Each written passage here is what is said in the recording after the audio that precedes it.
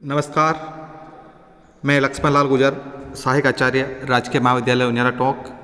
आज हम भौतिक भूगोल के अंतर्गत जो है प्रथम प्रश्न पत्र में जो पृथ्वी की उत्पत्ति है उससे संबंधित जो विभिन्न परिकल्पनाएं पढ़ रहे थे उससे संबंधित अपना ये जो अगला वीडियो है उसके अंतर्गत हम जो है ओटो सिमडिक की जो अंतर तारक धूल मेघ परिकल्पना है उसके बारे में पढ़ेंगे। ओटो सिमडिक महोदय ने अपनी परिकल्पना में जो है पृथ्वी और विभिन्न जो ग्रह हैं उनकी उत्पत्ति को किस प्रकार से समझाया है, उन्होंने उसकी उत्पत्ति किस प्रकार से मानी है और इस परिकल्पना की क्या क्या कमियां हैं उसके बारे में पढ़ेंगे। और ये परिकल्पना कब प्रतिपादित की गई तो इसके अंतर्गत हम पृथ्वी की उत्पत्ति से संबंधित जो ओटो सिमडिक की अंतर तारक जो मेघ परिकल्पना है उसके बारे में पढ़ेंगे। आज ओटो सिमडिक की अंतर तारक धूल जो परिकल्पना है और रूसी विद्वान ओटो सिमडिक महोदय ने सन 1943 ईस्वी में सौर मंडल की उत्पत्ति की नवीन परिकल्पनाओं का प्रतिपादन उन्होंने किया। इसमें अनेक समस्याएं थी जिनका हल प्रस्तुत किया गया। जो दूसरी परिकल्पनाएं थी उनके अंदर जो मेन समस्याएं थी, मुख्य समस्याएं थी, उनका हल जो है ओटो सिमडिक महोदय द्वारा अपनी परिकल्पना के अंतर्गत प्रस्तुत उन्होंने किया। अब ये जो समस्याएँ थी वो समस्याएँ मुख्य रूप से कौन कौन सी थी उसके अंतर्गत जो है पहली समस्या थी ग्रह और सूर्य के बीच कोणीय आवेग के अंतर। वह ग्रह और जो सूर्य है उनके बीच में जो कोणीय संवेग है, आवेग है, उसमें अंतर पाया जाता है। अर्थात 98% जो कोणीय संवेग बल है वो पाया जाता है आपका ग्रहों के अंतर्गत और मात्र 2% जो है वो सूर्य के अंतर्गत पाया जाता है वर्तमान में। तो ये एक मुख्य समस्या थी कि सूर्य के अंतर्गत जो कोणीय संवेग बल है वो इतना कम क्यों है और ग्रहों के अंतर्गत इतना कोणीय संवेग अधिक क्यों है। दूसरी जो समस्या थी वो थी विभिन्न ग्रहों की रचना में अंतर। विभिन्न जो ग्रह हैं उसकी जो संरचना है उनमें अंतर पाया जाता है, इसका ये उसकी दूसरी मुख्य समस्या थी। इसमें उन्होंने सूर्य के करीब भारी पदार्थ वाले और दूर हल्के पदार्थ वाले ग्रह जिनका निर्माण हुआ है वो उनका निर्माण इनमें इस प्रकार का जो अंतर है वो क्यों पाया जाता है। जैसे कि बुध जो ग्रह है उसका घनत्व अधिक पाया जाएगा, जैसे जैसे सूर्य से दूरी पर जाएंगे तो वैसे वैसे उनके घनत्व में अंतर आ जाता है। मतलब जो ग्रह होते हैं वो कम घनत्व के पदार्थों से बने हैं, मतलब जिन पदार्थों से ग्रहों का निर्माण हुआ है उनकी संरचना में जो भिन्नता पाई जाती है। तीसरी जो मुख्य समस्या थी वो थी विभिन्न ग्रहों की गति में अंतर। जो विभिन्न जो ग्रह हैं उनकी जो गति है उनमें भी अंतर पाया जाता है। चौथा है सूर्य व ग्रहों के बीच की वर्तमान दूरी की यथार्थता। सूर्य और जो ग्रह हैं उनमें इतनी अधिक दूरी किस प्रकार से होगी, वो इतनी अधिक दूरी पर किस प्रकार से फैले हुए हैं, तो उसकी यथार्थता के संबंध में भी ये भी उसकी एक मुख्य समस्या थी।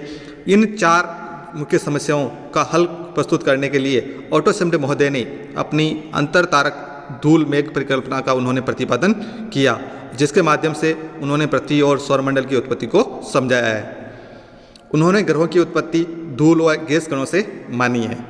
प्रारंभ में ब्रह्मांड में अत्यधिक मात्रा में धूल व गैस के कण जो है फैले हुए थे जो तारों व उल्का पिंडों से निकले हुए पदार्थों से बने थे। जब सूर्य आकाशगंगा के करीब से गुजरा तो उसने अपनी आकर्षण शक्ति से गैस व कणों को लगभग एक जो समय था वो 800 वर्ष पूर्व का था, तो गैस व धूल के कणों को 800 वर्ष पूर्व आकर्षित किया। यह धूल व गैस कण सूर्य की परिक्रमा करने लगे। जब वो सूर्य ने उनको आकर्षित किया तो ये गैस और धूल के जो कण थे वो सूर्य की जो है परिक्रमा करने लगे। प्रारंभ में सूर्य गैस कम मात्रा में होने से अधिक अव्यवस्थित थी।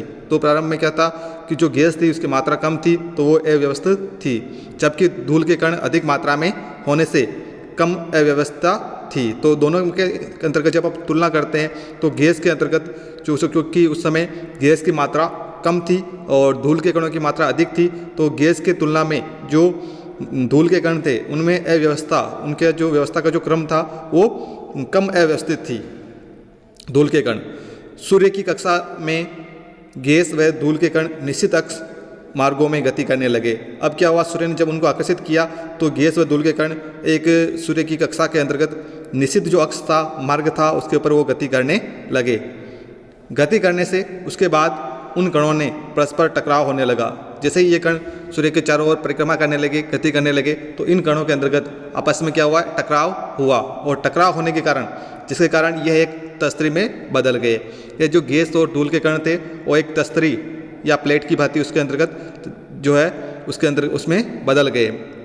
गैस के कण प्रत्यास्थ रूप में आपस में टकराते, जिससे इनकी गति मंद नहीं हो पाती और न ही वह घनीभूत हुए। अब गैस के जो कण थे वो प्रत्यास्थ रूप से आपस में जब टकराए तो इनकी गति, टकराने से न तो उनकी गति कम हुई और न ही वह इकट्ठे हुए, जबकि धूल के जो कण थे वो अप्रत्यास्थ रूप से आपस में टकराते, जिससे उनकी गति मंद होती गई और वे संगठित होने लगे, जिससे भ्रूण की उत्पत्ति हुई। और धीरे धीरे धूल के जो कण थे वो कण क्या हुए, इकट्ठे होने लगे, क्योंकि वो अप्रत्यास्थ रूप से आपस में टकराए थे।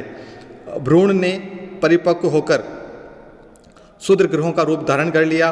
क्षुद्र ग्रह सूर्य की परिक्रमा के दौरान बिखरे हुए पदार्थों को अपनी ओर आकर्षित करते गए और जिससे बड़े ग्रहों का निर्माण हुआ। धीरे धीरे क्या हुआ, वही भ्रूण जो पहले धूल के कणों से मिलकर बने थे, उनके द्वारा जब वो धीरे धीरे बड़े होते गए तो पहले उन्होंने क्षुद्र ग्रहों का रूप धारण किया, फिर धीरे धीरे जो है और अधिक परिक्रमा के दौरान उन्होंने जो पदार्थ बिखरे हुए थे उनको भी अपनी ओर आकर्षित किया, जिससे जो है बड़े ग्रहों का निर्माण हुआ है।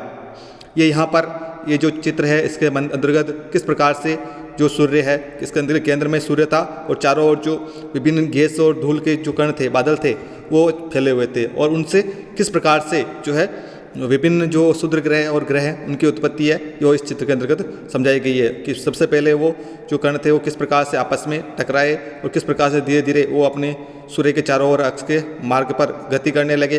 फिर उनमें किस प्रकार से छोटे छोटे भ्रूणों का विकास हुआ, फिर वो भ्रूण धीरे धीरे क्षुद्र ग्रहों के अंतर्गत बदल गए और क्षुद्र ग्रहों से जब वो और आकर्षित किया कणों को तो उन्होंने धीरे धीरे क्या हुआ, उन्होंने जो है बड़े ग्रहों का रूप धारण कर लिया। ये भी एक चित्र है, उसका आगे की स्टेप है। इसमें स्मिड महोदय ने जो है ग्रहों के निर्माण की जो अंतिम अवस्था थी वो लेविन महोदय ने बताई थी कि किस प्रकार से जो ग्रह थे उनका निर्माण हुआ है। तो ये इसके अंतर्गत जो चित्र है उसमें बताया गया है कि किस प्रकार से ग्रहों की उत्पत्ति हुई है।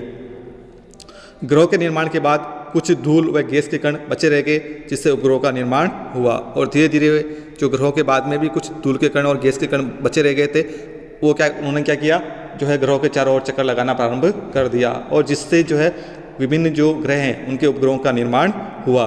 तो इस प्रकार से स्मिड महोदय ने जो है अंतर तारक जो धूल मेघ परिकल्पना थी उसका प्रतिपादन किया कि किस प्रकार से धूल व गैस के कणों से जो है पृथ्वी और जो सौरमंडल है उसका निर्माण हुआ है। विवेचना इसके अंतर्गत, क्योंकि ये परिकल्पना क्यों महत्वपूर्ण है, तो इस पक्ष में जो तर्क है विवेचना है, इसके अंतर्गत जान लेते हैं। 2-4 बिंदु जो है उनमें पहला है आपका ग्रहों के उपग्रहों का निर्माण सूर्य से न होकर धूल गैस में धूल कणों से हुआ है, अतः सूर्य व ग्रहों के कोणीय आवेग में अंतर स्वाभाविक है।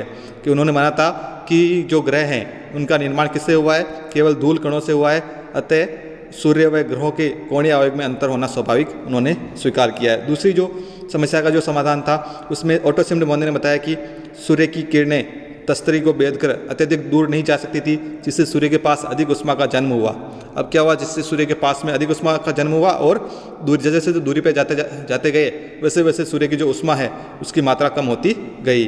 अतः सूर्य के पास उष्णता के कारण भारी पदार्थों के ग्रह तथा तस्तरी में सूर्य से दूरी पर हल्के पदार्थों के ग्रह बने। क्योंकि सूर्य के पास उष्णता ज़्यादा थी अतः वहाँ भारी पदार्थों के ग्रहों का निर्माण हुआ।